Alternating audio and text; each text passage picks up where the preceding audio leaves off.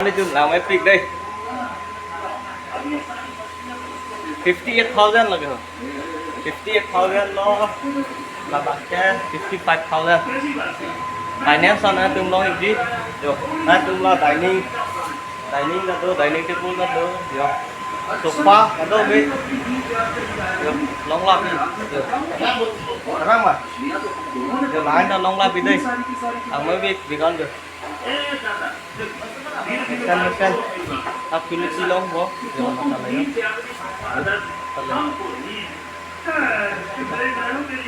lalu tu lah home non dapat buka kan để con hết mặt đây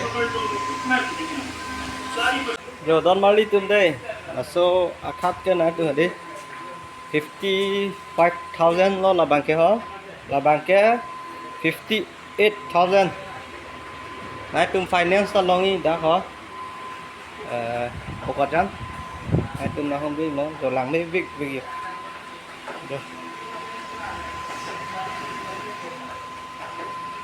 là bằng 55,000 là bằng cái 58